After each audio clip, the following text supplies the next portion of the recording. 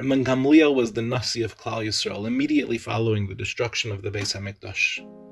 Rabbi Gamliel was a great tzaddik and a great sage, and in an effort to ensure Klal Yisrael's survival, he wanted to ensure that there would be no machlokes.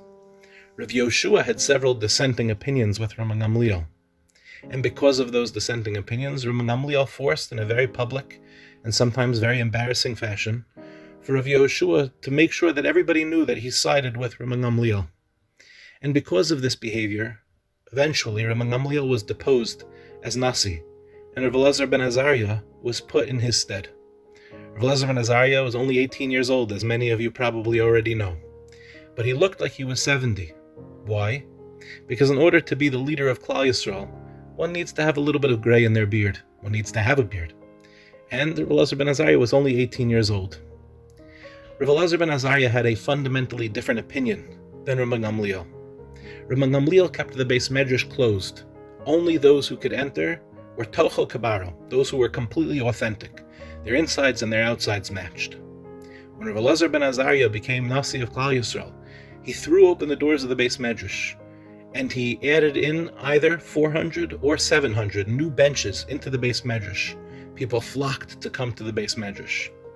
So what was this machlokes between Rabbi Gamliel and Rav Elazar ben Azariah? Why did Rabbi Gamliel keep the doors of the Beis Medrash closed, only open to the best of the best? And Rav Elazar ben Azariah threw open the doors of the Beis Medrash to everybody. What's their fundamental disagreement? Obviously, we're talking about two great sages, two very righteous men. We need to understand both opinions here. Imagine that you were living in the time immediately following the destruction of the Beis HaMikdash. I imagine you would be asking yourself, how can we possibly survive without the Beis HaMikdash? The Beis HaMikdash made Judaism not just a religion where we could worship Hashem everywhere.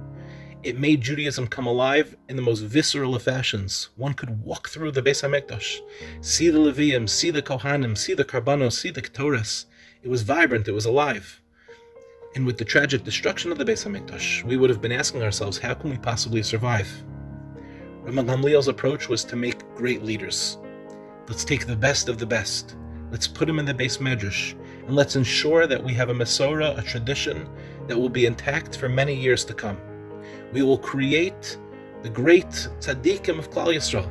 Only those who are tochel kabaro, only those who are authentic, will enter into our walls, and people will strive to become that level of authenticity in order to join our ranks. No doubt, Rabbi Gamliel has a legitimate position. Rav Elazar ben Azariah had a different position.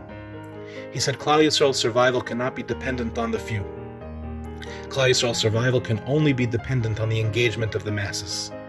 Everybody needs to be invited in. Everybody needs to be told that they have a chelek in serving HaKadosh Baruch Hu. But Rav Elazar ben Azariah had a problem.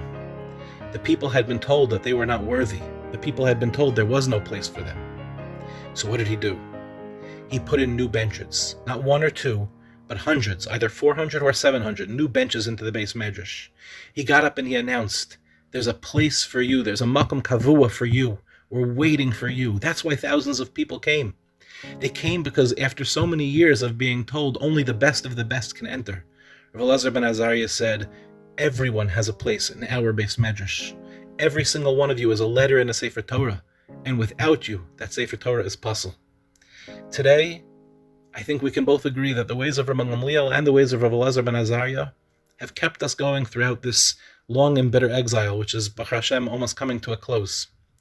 We have great leaders, great tzaddikim, who put themselves in the best yeshivas, the best environments that we have to offer, and they grow and they steig, and Baruch Hashem, they become our leaders.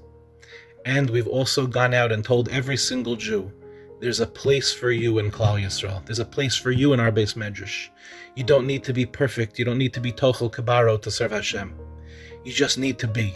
If you exist, there's a place for you in our community. And with Hashem's help, we will continue to do both for many years to come. We'll develop great leaders, I have no doubt. And we will continue to spread the message of Rav Elazar ben Azariah. Every single one of us is welcome into the Beis Medrash to learn HaKadosh Baruch Hu's Torah. Have a Chag Kosher v'Sameach.